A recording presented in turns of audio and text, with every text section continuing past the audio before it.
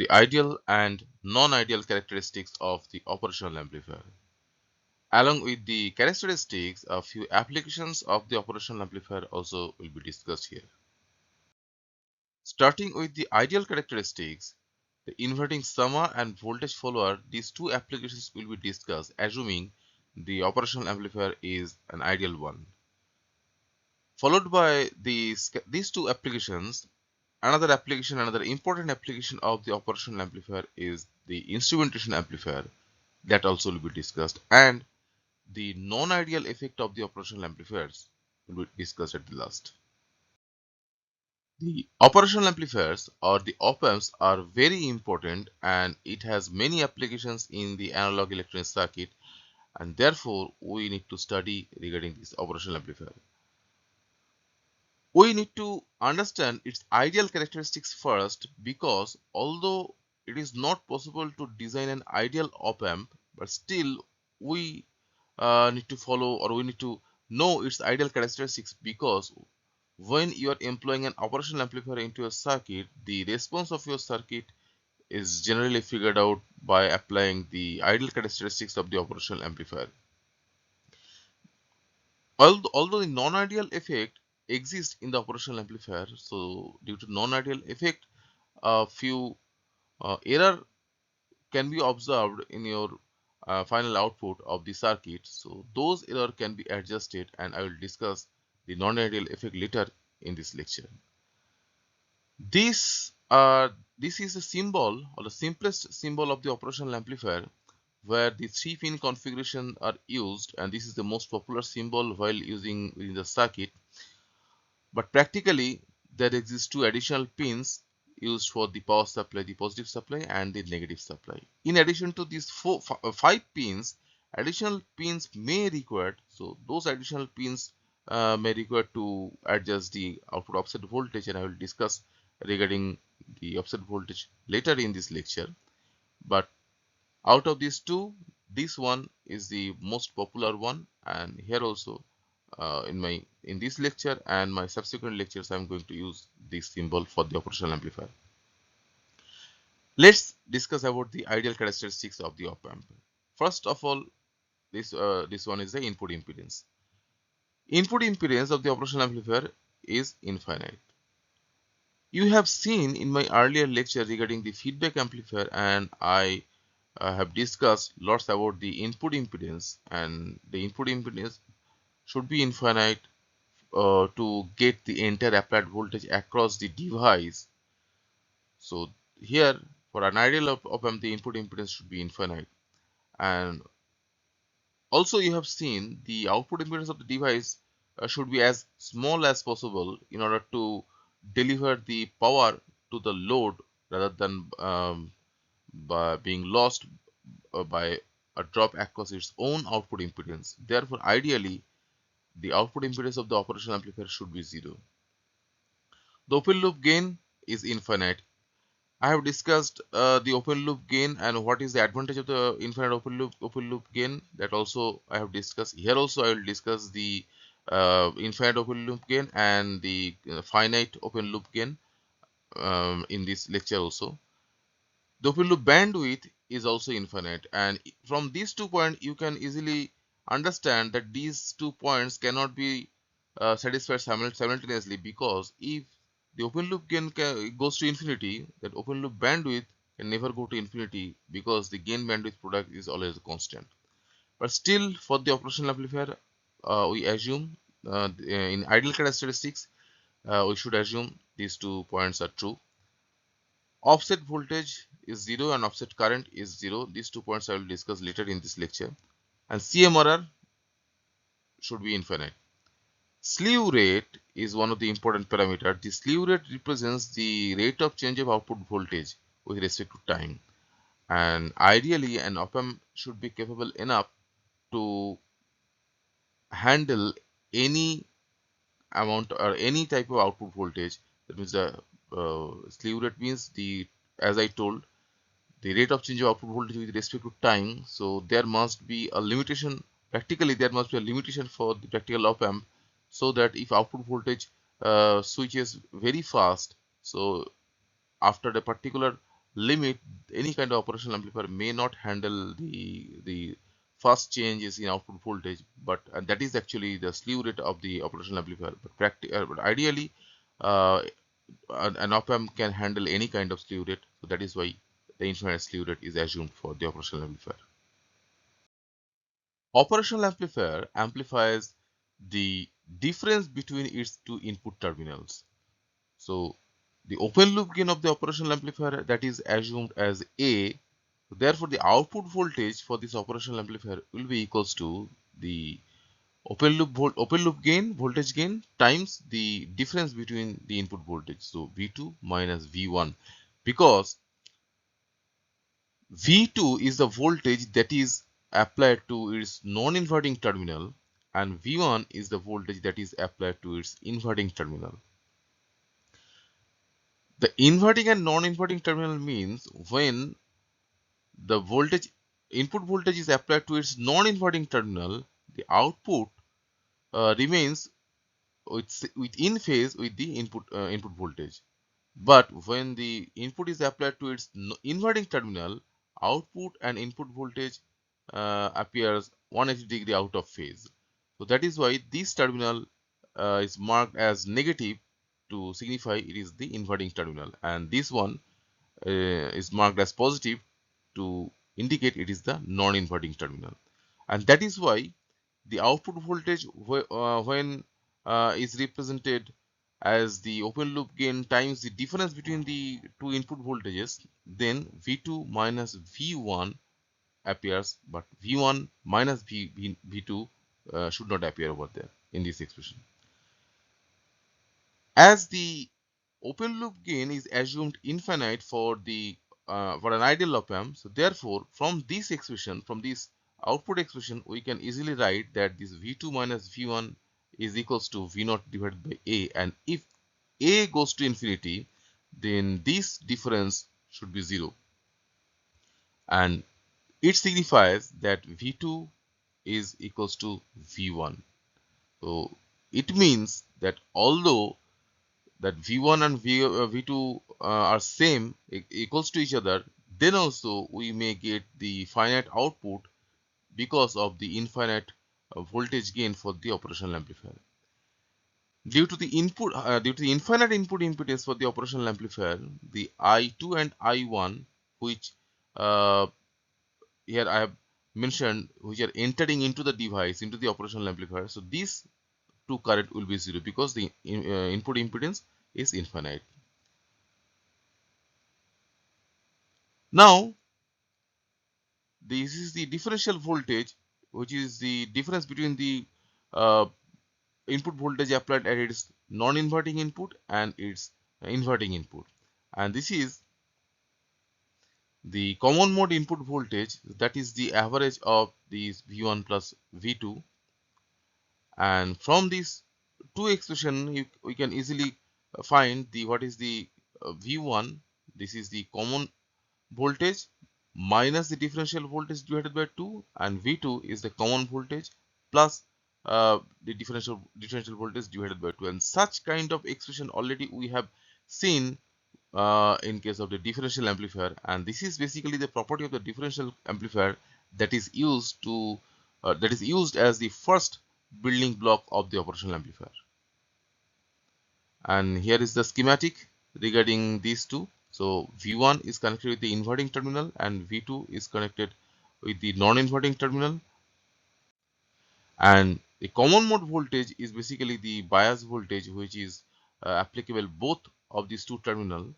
You may apply some bias voltage external to the device, and the differential voltage that is applied to the non-inverting terminal and the in the inverting terminal and the non-inverting terminal is VID divided by 2, where VID is basically the difference between two physically applied voltage V2 minus V1. A simple example using the operational amplifier is the inverting configuration or inverting amplifier. Here, this is the input voltage is applied to its inverting terminal through a resistance R1, and R2 resistance is fed back from the output to its inverting terminal. Now, as we have seen, due to uh, infinite open loop gain, the potential at this terminal 1 and terminal 2 always will be equal to each other, and from that conclusion we can conclude over here that as terminal 2 is grounded, so therefore zero potential is appeared for its non-inverting terminal, and due to infinite open loop gain, so this zero potential will also be reflected to its inverting terminal. So this is called the virtual ground. Although the terminal 2 is actually grounded, but due to the open loop gain, due to the infinite open loop gain, this potential is transferred to its inverting terminal also, and that is why this inverting terminal, the terminal 1, is at virtual ground. Now let's find out what will be the closed loop gain for the operational amplifier, because due to presence of this R2 resistance, there is a feedback, and right now the output will be related with the input through its closed loop gain. So closed loop gain is denoted as AF, which is equals to V naught to divided by Vi, and that can easily be found by calculating the V naught and Vi separately, and here I am using the KCL to find out this. So first of all, I1 is Vi minus the V1. V1 is a potential at terminal 1 and which is 0 due to the virtual ground. So that is why the I1 is appearing as Vi divided by R1. I2, here as per the direction of the current, I2 is flowing from the terminal 1 to the output terminal. So therefore, potential 0 minus the output voltage V0 divided by R2. And so finally, minus V0 divided by R2 is the current I2. But due to the infinite input impedance, the op amp itself cannot draw any kind of current, which signifies that I1 can flow directly through this R2. uh, which is I1, which is flowing through R1, that can flow directly through this R2, making this I1 is equals to I2, because no current can enter into the operational amplifier ideally. So by considering that condition and equating these two, we can get this closed loop gain is equals to V0 divided by Vi is equals to minus R2 by R1. Now look at this expression. The open loop gain, which is infinite, but the closed loop gain is finite one, and this closed loop gain depends upon the external parameters. Now the closed loop gain can easily be controlled externally by placing this R2 and R1 according to your choice. Now let's see what is the effect of this open loop gain when it is finite instead of being infinite. So this is the expression of the output voltage, already we have seen. Now from here we can write that V1 is equals to minus V0 divided by A, because V2 is grounded directly. So this V1, the ground potential right now will not be reflected as the potential for the V1, because that virtual ground concept is associated with the infinite open loop gain. Since the open loop gain is not infinite, so the V2 is grounded, but V1 has the voltage minus V0 divided by the finite open loop gain. Therefore, I1 can be calculated from here, that input voltage minus the V1 voltage that already I have obtained divided by this R1. Similarly, I2 can also be obtained from this V1 minus V2 divided by R2. And next one is simply I'm equating these two, that I1 is equals to I2, because regarding the input impedance, I'm considering the ideal characteristics, that the infinite input impedance. Only the finite gain I have considered. The input impedance remains infinite, I'm considering. So that is why I can equate this I1 with this I2. And finally, a little rearrangement from here is AF closed loop gain can also be found as V0 divided by Vi, and from this equation we can get this ratio V naught divided by Vi, and which has this expression. Now this AF or the closed loop gain can also be rearranged according to this one, as I told, as I have written over here. So this expression that I have obtained for this AF can also be represented in this way. Now you are familiar with such kind of expression. Here the A is the open loop gain, AF is the closed loop gain. Therefore, what is this R1 divided by R2? Obviously, this is the feedback factor. So A divided by 1 plus K times A, the expression that I have used for my feedback amplifiers, the similar type of expression is appearing when this open loop gain becomes the finite one. Now from here, if open loop gain becomes infinite, then this factor, this A times R1 divided by R2 becomes very greater than 1, and that cancels the effect of the open loop gain, and finally you are having minus R2 divided by R1 as the closed loop gain. Therefore, the feedback factor for such kind of operation of such kind of configuration using operational amplifier is R1 divided by R2. Although in deriving this closed loop gain for a finite open loop gain, I have used this expression by considering the infinite input impedance for the operational amplifier. Now the input impedance can also be influenced due to this finite gain, and the input impedance is equals to Vi, this is the input voltage, minus Ii,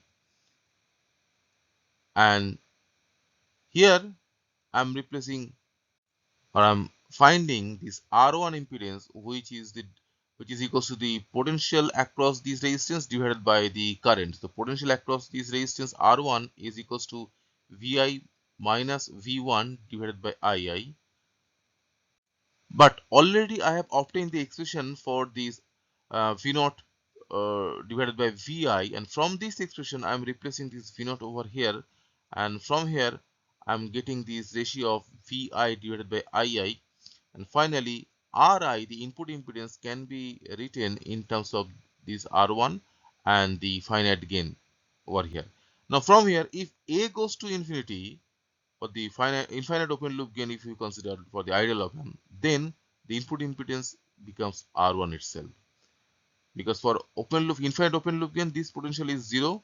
So Vi minus 0 divided by R1 is the input current, and that uh, signifies that the input impedance is the R1 itself for the non-inverting configuration.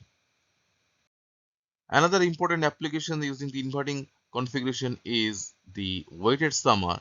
Here the n number of voltages are applied which are associated with n number of resistances, and which are carrying each of the n branches carries the In current, and there is only one feedback resistance. So that is why this current is each current in at each branch can be written in terms of this In is equals to Vn divided by Rn, because this terminal associated with the inverting terminal is at the virtual ground potential, because the non-inverting terminal is grounded, and due to the infinite open loop gain, as I am assuming it is the ideal operational amplifier, this actual ground potential will be reflected to this terminal. So as I told also in my last slide. So that is why individually, when you are going to calculate the individual potential V1, you have to assume all other terminal are grounded. So basically I am going to use the superposition principle of these for each of these potential. So by applying the superposition principles, the current through each of the branch can be found in this way. Therefore, the current through the feedback resistance R is the summation of all of these currents.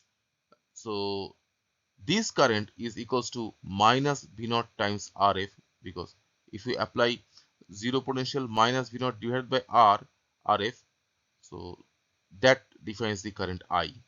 So from that expression we can easily define that I equals to minus V naught divided by Rf, and from this expression V naught can be obtained as I have represented over here. And if Rn is equals to R, that is each of the resistance at each of the branches are equal to each other, then we can get that V naught is equals to this gain factor times the summation of all the voltages at the all individual branches. So that is why it is called the weighted summer. It is summing up all the applied voltage to its inverting terminal. In case of non-inverting configuration, the input is applied to its non-inverting terminal, whereas the inverting terminal is grounded.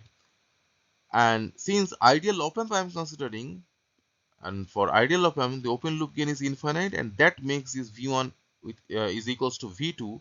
That is why this Vi, the applied voltage, will be reflected as V1 over here, and from here you can easily calculate this I1 as V1 divided by R1. Similarly, I2 can be found as V0 minus V1 divided by R1, and since the operational amplifier has the infinite open loop gain for an ideal operational amplifier, so no current can enter into the operational amplifier, and from here that is why we can equate this I2 with this I1, and equating this I2 with the I1 and finally writing that expression, we can easily find the closed loop gain, which is equals to 1 plus R2 divided by R1. Now a bit comparison with the inverting configuration. The closed loop gain for inverting configuration we have seen that appears as minus R2 by R1, which means the output voltage and the input voltage are 180° out of phase, and that is why the previous configuration is called the inverting configuration. And in this case, the ratio of the output voltage to the input voltage is positive, and this is the gain factor, and in this case the output voltage and input voltage both are in phase, so that is why it is called the non-inverting configuration. The effect of the finite open loop gain can also be obtained in a similar way that I have obtained in a previous case, and this would be the expression. And here, from here also, if you make these open loop gain infinite, so this term goes to 0, and finally you are left with 1 plus R2 divided by R1. Input impedance, since in this case the input voltage is applied directly to the non-inverting terminal, so this input voltage experiences the infinite input impedance for the uh, operational amplifier. A simple application of the non-inverting configuration is the voltage follower.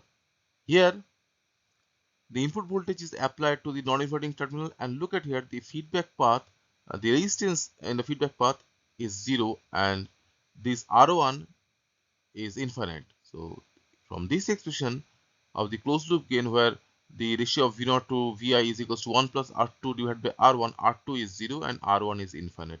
Now replacing these values for R2 and R1, I have this F is equals to 1, and that makes V0 is equals to Vi. So that is why it is called the voltage follower.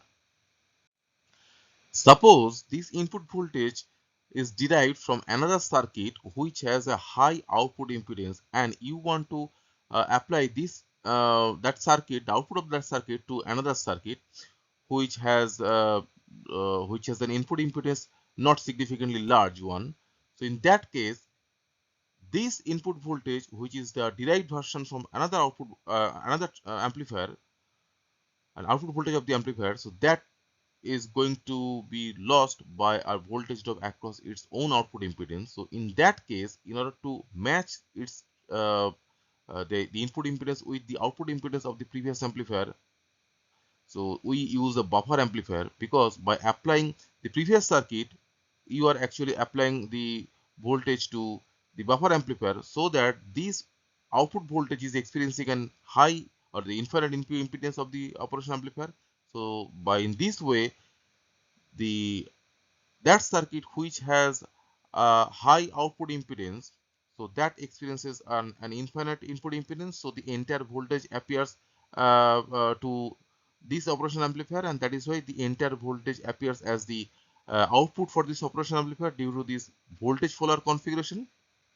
Now the operational amplifier has the zero output impedance, so therefore although the next circuit has the finite input impedance, and that is not large enough due to the presence of this zero output impedance for the operational amplifier, so this voltage will be, which is appearing as the output voltage of this operational amplifier, can be applied to the next circuit. But if you apply this voltage directly to the next circuit without having this buffer amplifier, then due to the high output impedance of the circuit which is producing this Vi, some of the Vi will be lost by a drop across its own output impedance, and since the input impedance of the next circuit is not infinite or very large enough, so that the entire output voltage will not be appeared across the input impedance of the next circuit. That is why we prefer to use the buffer amplifier in those cases.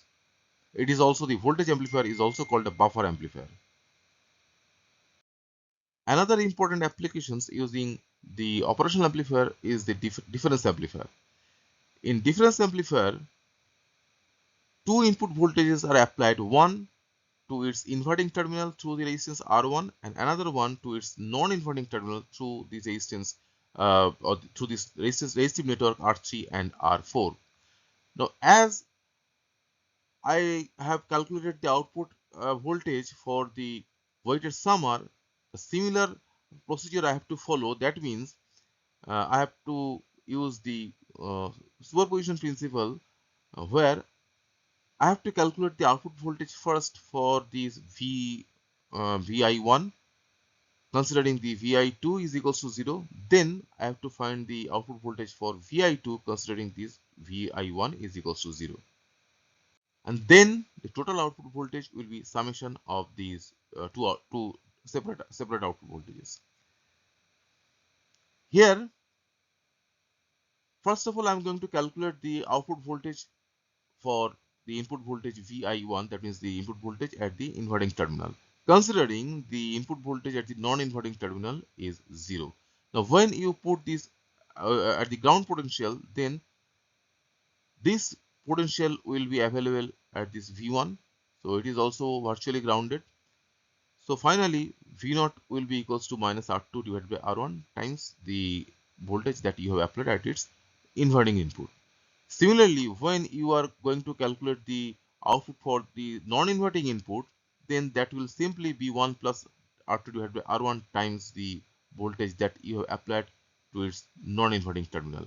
And in this case, this condition must be satisfied, that input voltage at the inverting terminal is 0.